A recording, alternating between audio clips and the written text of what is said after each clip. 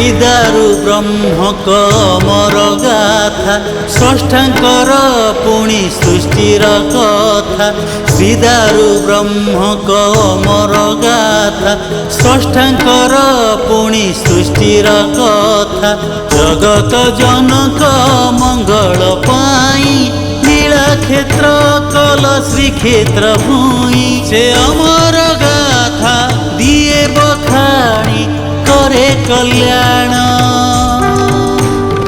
स्कंद पुराण स्कंद पुराण स्कंद पुराण।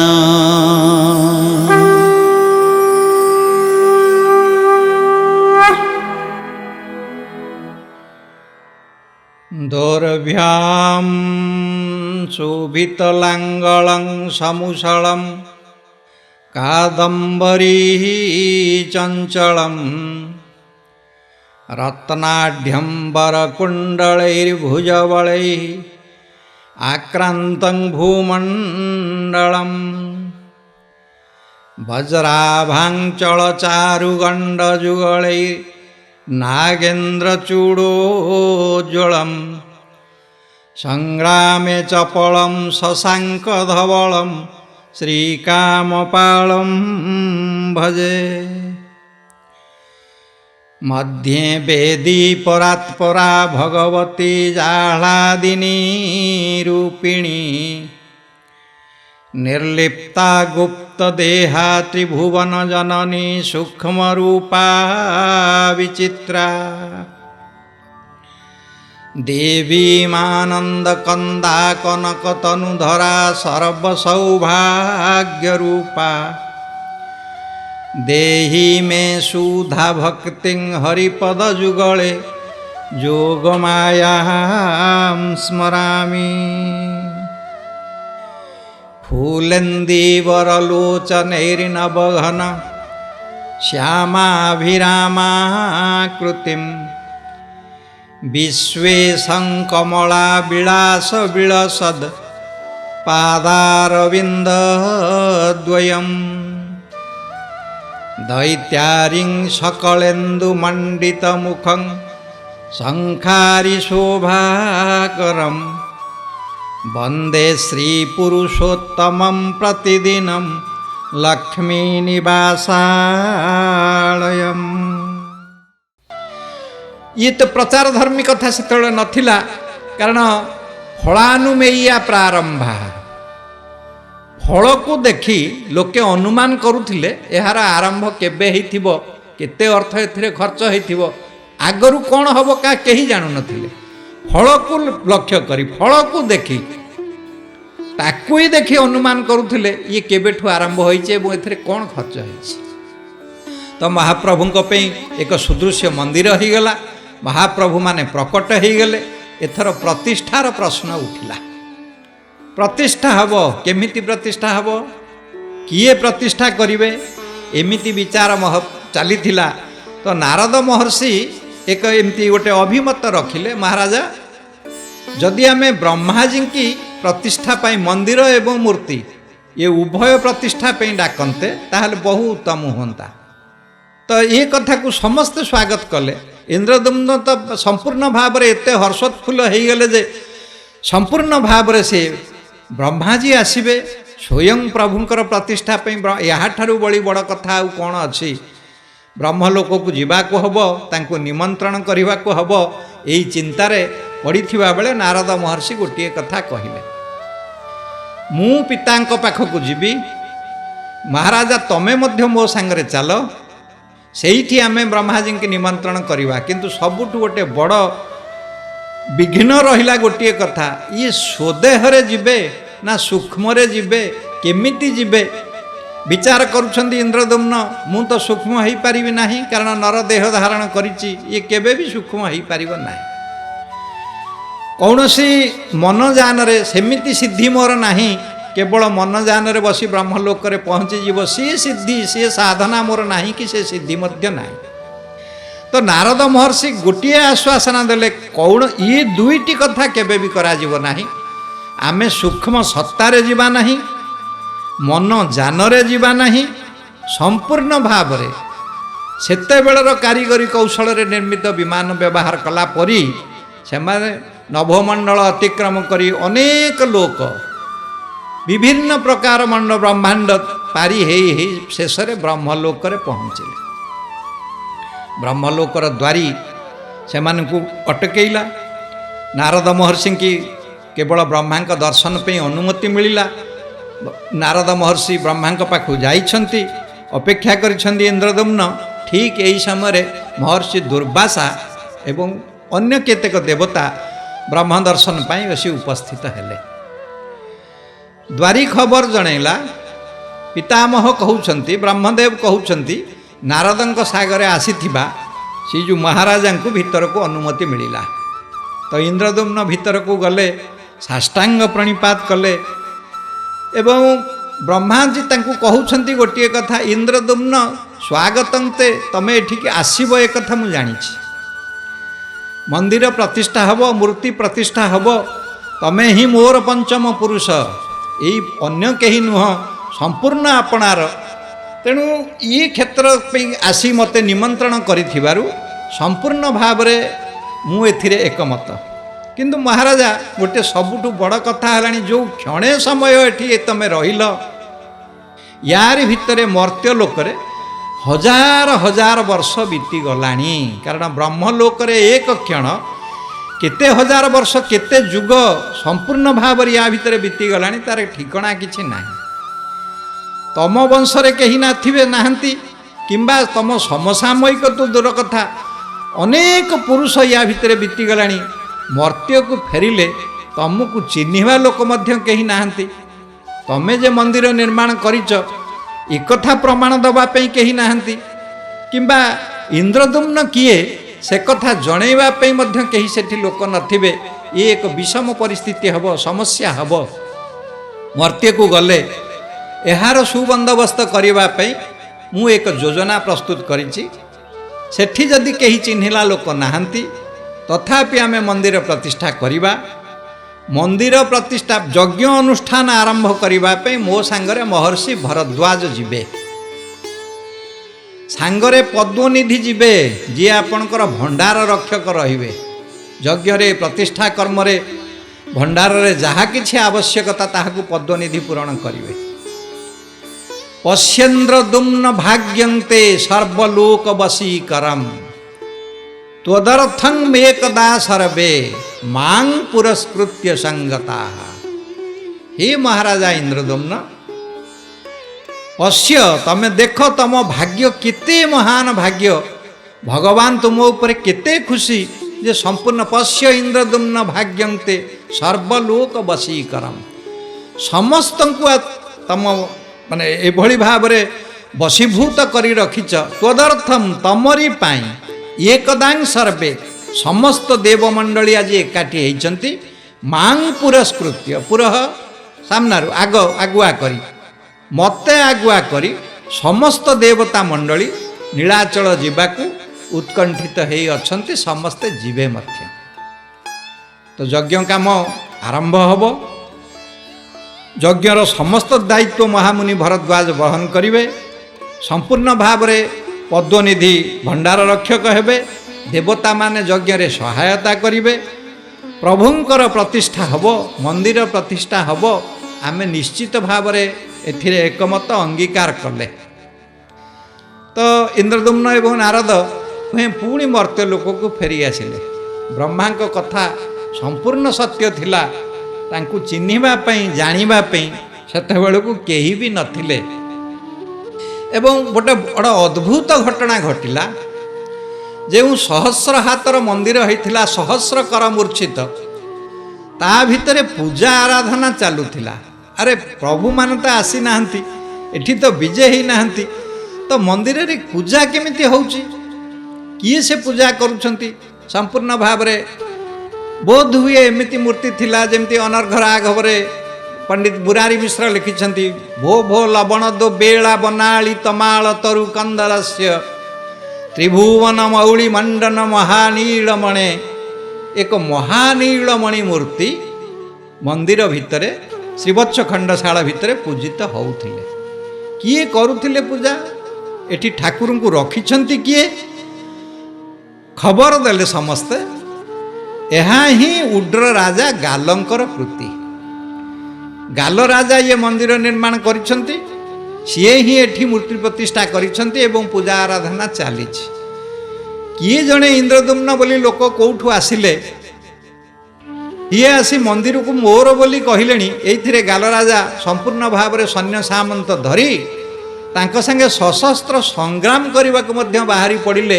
ମୋ ମନ୍ଦିରକୁ ମୋ ପ୍ରଭୁଙ୍କୁ ନିଜର ବୋଲି କିଏ କହୁଛି? କିଛି ନ ଜାଣି ନ ଶୁଣି, ତାଙ୍କ ବିଷୟରେ କିଛି ବି ଖବର ନ ଶୁଣି ଗାଲ ରାଜା ସଂଗ୍ରାମ ପାଇଁ ବାହାରିଲେ।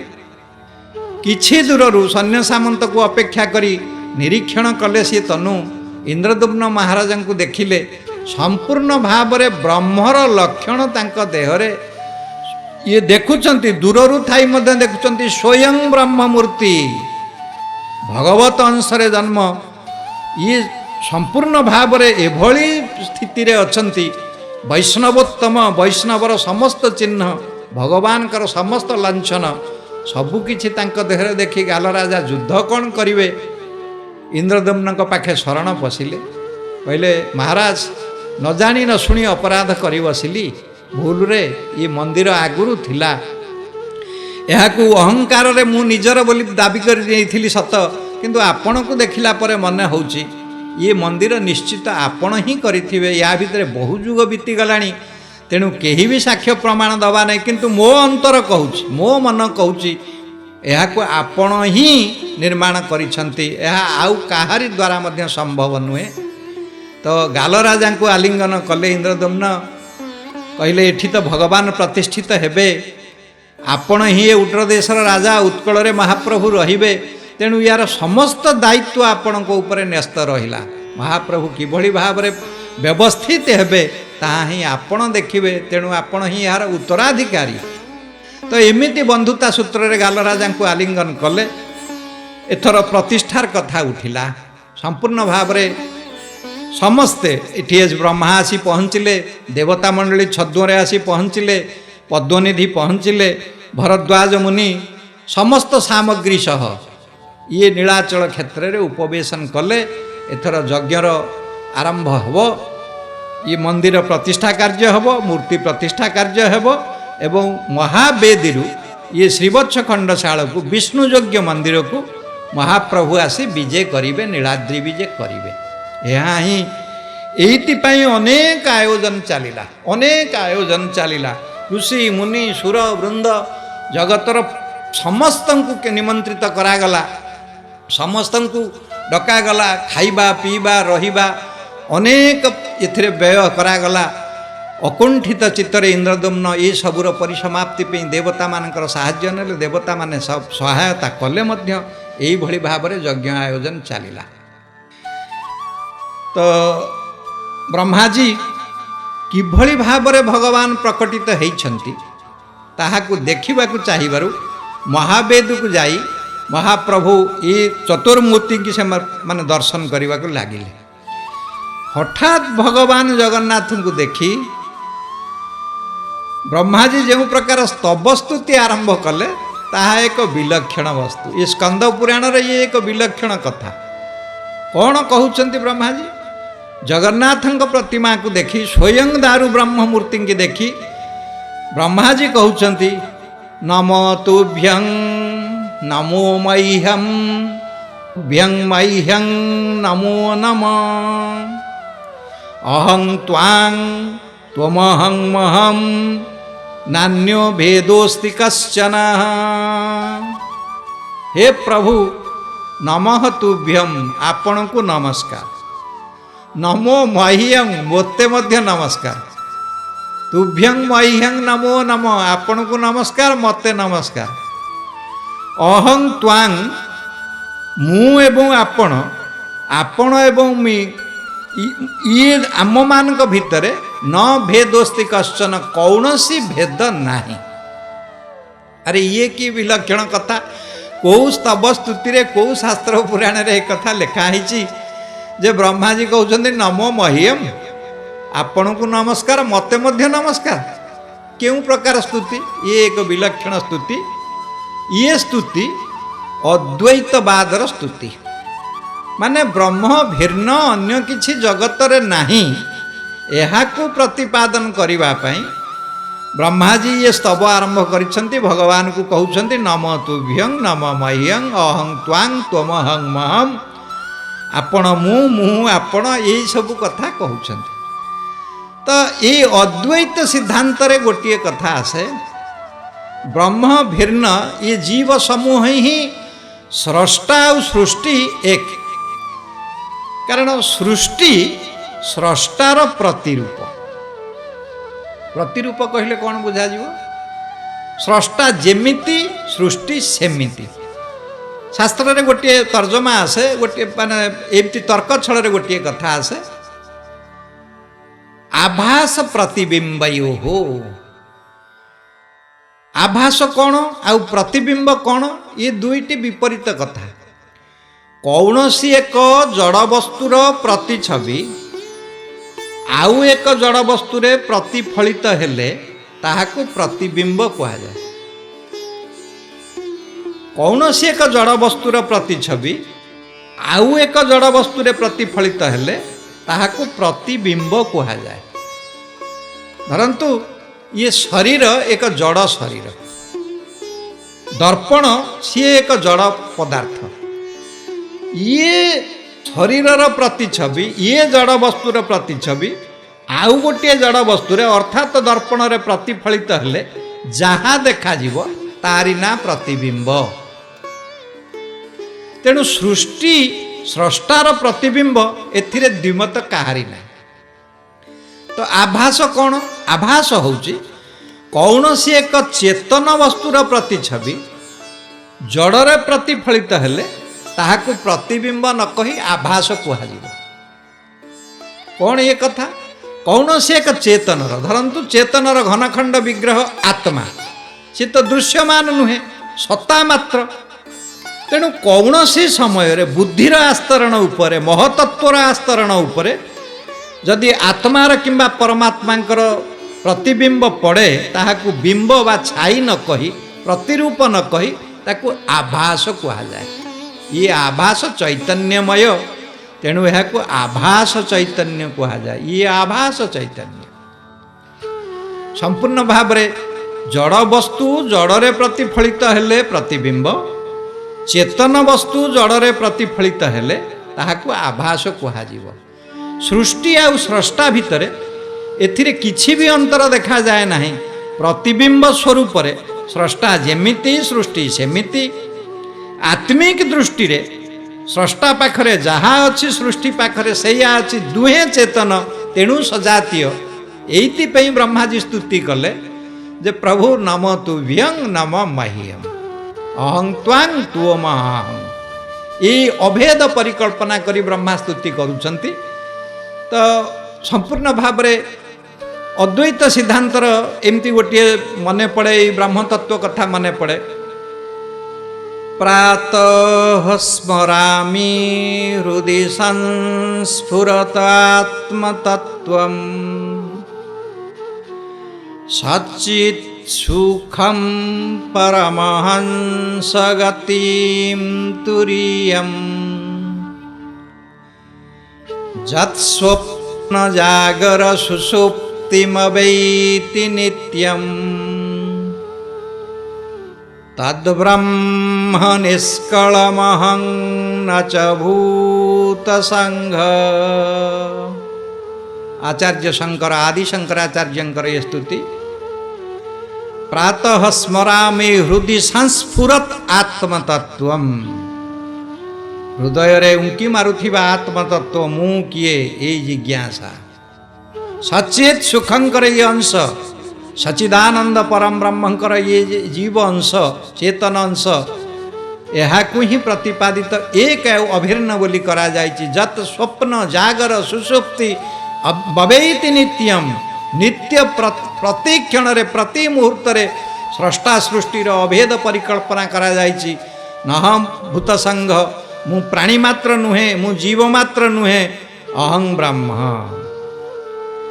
तद ब्रह्म निष्कलम अहं अहं निष्कल ब्रह्म मु तारी अंश सृष्टि स्रष्टार अंश तेणु सृष्टि ही ब्रह्मवाचक एमिति ये अद्वैत परिकल्पनारे ब्रह्माजी स्तव स्तुति करुछंती नमो तुभ्यं नमो मह्यम ये अद्वैता स्तुति शुणी इंद्रदुम्न महाराजा मध्य अबाक हो गले समस्ते अबाक अरे मह्यम मोते नमस्कार आपन को नमस्कार ये अद्वैत सिद्धांत ये पर्यंत संपूर्ण भाव में लोक प्रसिद्धि एते लाभ करि नथिला जहाँ ब्रह्माजी स्तुति रे अद्वैत भाव को प्रकट कले एवं स्तव स्तुति रे यही धारा रे ही यही विचार पद्धति रे ही स्तव स्तुति आरंभ करदेले एबे प्रभु माने जीवे केमती नीलाद्रि कंदरार सेठी जीवे संपूर्ण भाव में तांको पई तो मंदिर प्रतिष्ठित हबो सेठी हेई सारिची निर्मित हेई सारिची तीनोटी रथर महाराजा व्यवस्था करिछन्ति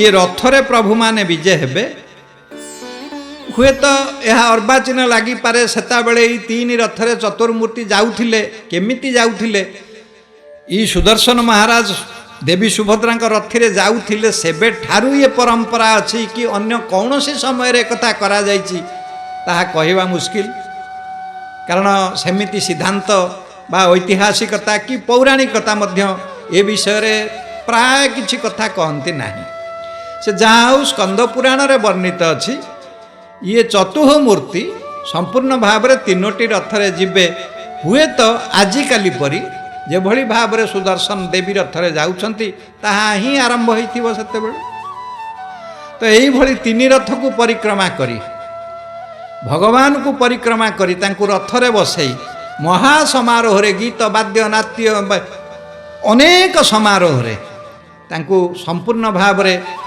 जोठी मंदिर निर्मित होती निगला ये सब रथ यात्रार आयोजन करागला से विराट यज्ञ अनुष्ठित होची एठी तो दारू पाई यज्ञ होउथिला एते यज्ञ माने गोरुदान करागला जे तांको खुरार एमती टापुरे जहाँ को आम ए इंद्रदुम्न पुष्करिणी कहूचे ताहा गोरुदानर पुष्करिणी बोली स्कंद पुराण रे कथित अछि यज्ञ एते होउथिला एभली भाव रे कुशा बिछे ही जाइथिला संपूर्ण श्रीक्षेत्र कुशरे बिछे ही जाइथिला एभली भाव रे यज्ञ रे समिध प्रदान करा जाउथिला एवं मूर्ति मानकु महासमारोह रे आडंबर सहकारे मंदिर को निया गला सेठी प्रभुंकर प्राण प्रतिष्ठा हबो मंदिर प्रतिष्ठा भरद्वाज महामुनि कले ब्रह्मा को ऊपर रहिला मूर्ति प्रतिष्ठार दायित्व मूर्ति पाखरे बसी तांकु जीवन्यास दबाकु प्राण प्रतिष्ठा करने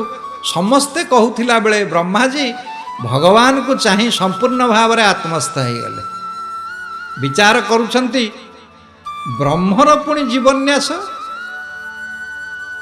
ब्रह्म तो स्वयंभू तांकर पुणी जीवन्यास कौन जी सर्वव्यापक जी सर्वत्र परिव्याप्त जी संपूर्ण भाव में स्वभक्त माने एमती बने विविक्ते बीजने स्वभक्तानां मालते उद्धारते वनमाली तांकर पुणी प्राण प्रतिष्ठा हम जी स्वयं प्राणवंत जी परम पुरुष जी स्वयं ब्रह्म तांकर पुणी प्रतिष्ठा कौन हम ब्रह्मा यही भली निश्चित करी समस्त सामना रे गोटे कथा घोषणा कले व्यज्ञापयत् प्रतिष्ठांच जीव स्याथ पितामहम पितामह उच्चस्वर रे घोषणा कले ब्रह्मर प्राण प्रतिष्ठा हुए नहीं भगवान जीवित मूर्ति चेतन मूर्ति स्वयं ब्रह्म प्रतिष्ठा तांकर कौन हबो कौथिरे कहार प्रतिष्ठा हबो ये स्वयं ब्रह्म एठी गोटे कथा आसे द्वंद्व प्राय पड़ती समस्ते ये कथा को आलोचना करती ब्रह्म दारू बा दारू ब्रह्म कहले कौन बुझा जाए